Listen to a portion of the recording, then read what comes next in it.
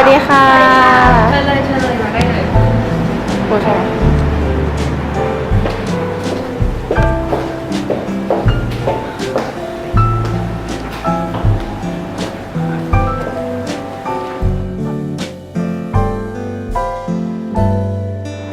Hello, my name is Sawaracha Diyario Arnu. I'm now an assistant public prosecutor at the Office of the Attorney General. Earlier, before I entered the career here, I was a Thammasat Law School student, and then I took the bar exam, and then I went to the London School of Economics in London for a master's degree. And then I received a scholarship from Tunhachanakityapa of the Thai Bar, and I went to Cornell for another LLM. Yeah, and I took the examination and I became the public prosecutor. What inspired you to become a public prosecutor? For me, it's funny because how I arrived at being a public prosecutor might be different from other prosecutors. Because when I found out what legal profession I want to do, I found out first what legal profession did not match my personality and lifestyle. For example, I interned at a law firm, and there are too many deadlines approaching me all the time, and I think I can't handle that stress just for me. Maybe other people can, but I can't. And I have no time to sleep, and I cannot stand lack of sleep. So I don't want to be in a bad mood because of lack of sleep, and also I think it's too tight for me. Yeah, and others might have a faster CPU or can balance themselves out or more patient, but I tried. That didn't work for me, so that's a no for me in a law firm. And for a judge, I'm a very active person, and I've known that a judge needs they need to be calm, reserved, and I think that kind of contradicts my personality. And another important aspect of being a judge is you judge, right? Who's right, who's wrong, and for me, like having to make that decision most of the time is very difficult.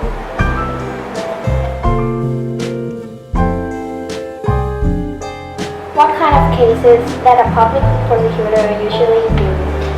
The baseline for public prosecutor are criminal cases. Everyone would have done criminal cases, and mostly the cases here are criminal. So it really depends on which department you're in. If you're in Bangkok, the department are divided into specialized departments such as criminal, civil, administrative, even intellectual property, or legal counsel, like you're a law firm of a state. But in other provinces outside Bangkok, mostly one prosecutor does every case, criminal or repping the state in civil cases as both plaintiff and a defendant. Or they also give out legal consultation to government agencies like Puwa Rachakan Jawat, for example.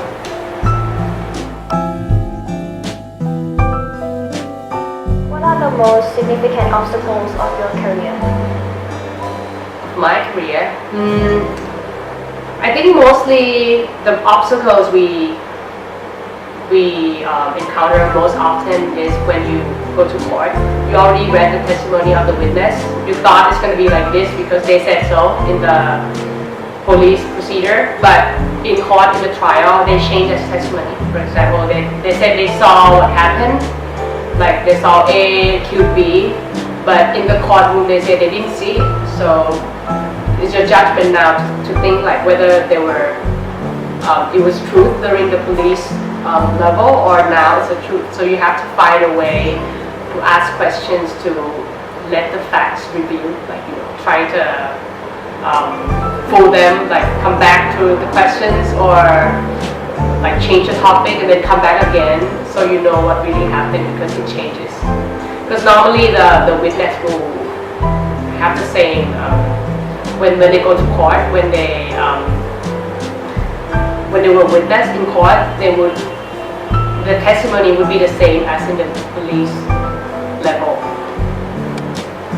And also when I received the police report to make decision whether to prosecute or not, sometimes there are insufficient information whether to order a prosecution order or a non-prosecution order, and there are deadlines because when you send the accused to me, sometimes they didn't get a ประกันตัว a bail, yes. So they were in the jail, and their maximum days they can be kept in jail, and you would try to write the order as soon as possible because people are in jail. You know, whether they're guilty or not, you have to let them be, free as fast as possible. So you can't like let them wait for like 30 days until you make a decision. So you try to make it as fast as possible. But if there are not enough information, then you would have to order like further investigation from the police.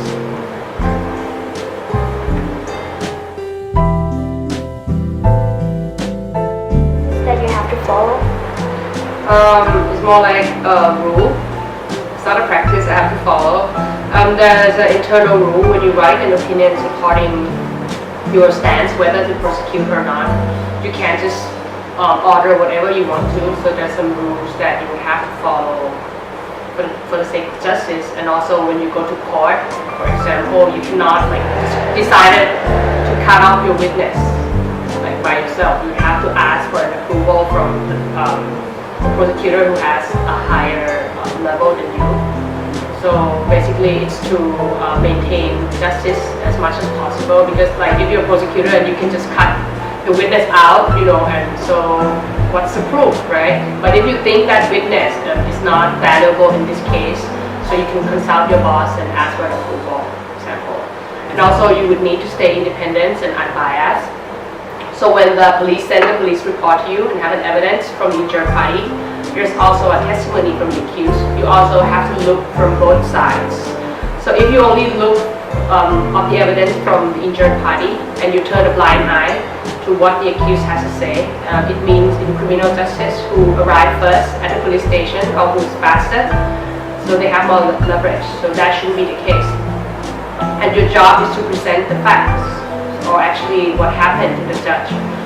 So that's the privilege is to use your skills to ask the witness the right questions and let the truth speak for itself. The manner or the things you have to realize that you're not serving anyone specifically. You're the server of the facts and the law. So your job is not to make sure you win the case and the defendant, are sent to jail. But sometimes what actually happened or the facts in the police report are not the same as what happened. There's some more facts you didn't know or they didn't tell the police in the police station and it came out during the trial when you ask questions. So just let that be, let the facts and the law be the judge in itself.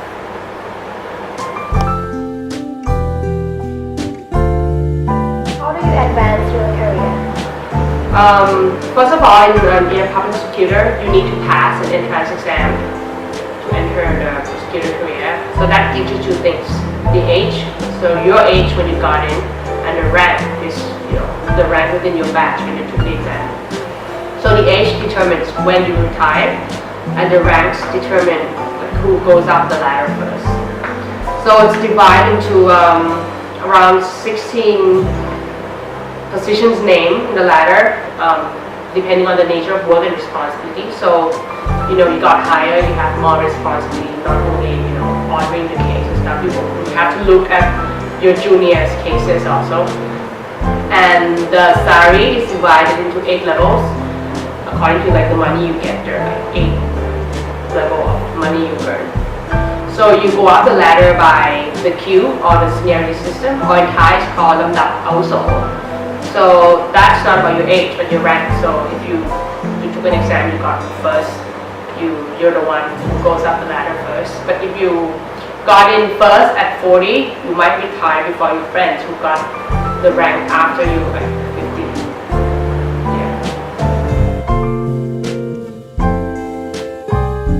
As a public prosecutor, what are the benefits and priorities that you received? In the Department of Public Prosecutors, the benefits of being a public prosecutor is the same manner as a civil servant. For example, you get free healthcare in a government hospital or in a private hospital in a limited cap. And your parents and your kids also have that. And also the Office of the Attorney General has a prosecutor who operates or sahakon, Pasukan Ekan. So you can buy the shares and you get a return approximately 5% a year. So So these cooperatives, like they make money by giving out loans to prosecutors, and they got paid back by deducting the money from the salary account. So for me, it's quite a low risk because they get the money by deducting before giving out to the prosecutors. So that's a good deal. So, and the other deal that the Office of the Attorney General made with mobile operators is a cheaper price of the phones with the contract. So that's a better deal than when you go buy in the shops. And emotionally, the benefits you get is that you're making merit every day. You're helping people, and you're not exactly anyone's personal lawyer. You're just doing it for the good of the people and to serve the facts and law. And that's a good thing to abide by, and the principle you can live for. And also, while the government spending is paid for criminal prosecution, so basically it's tax money, but if you're in the injured party, you don't have to pay money to go into police or to the prosecutor because we get paid by the government spending, right? It's because the injured party in criminal cases is everyone's concern. When one criminal case happens, it affects everyone in the country. So it's safety concerned physically, emotionally, and financially. So you're doing it for the greater good.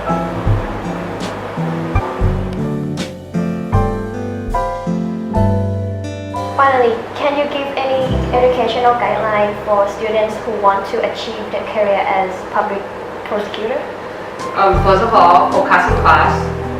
So you're less tired after you graduated. So you remember what the laws and stuff during your time in your bachelor. So you don't have to read a lot when you graduated, like me.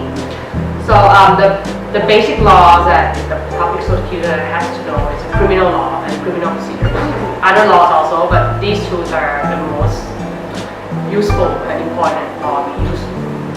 And after graduation, you need the Thai bar to take the public prosecutor exam. And there are 3 ways after you got the bar to get in. There are the big league or the Snam Yai, small league, Snam Lek, and the mini league or the Snam Jiu. So for the big league, you need your bachelor law course, the Thai bar, and if you're 25, no back, no records, you're ready to go. Take the exam and pass it. And for the small league, you need bachelor law, masters of law from Thai University and the Thai bar.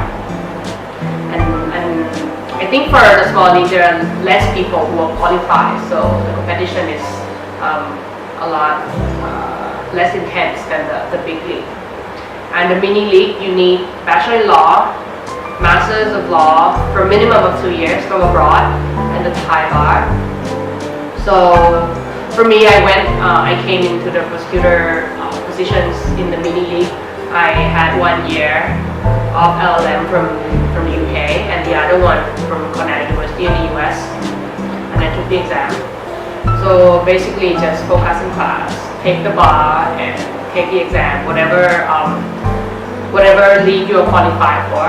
For me, I would suggest to make yourself as eligible to take exam in every league as possible.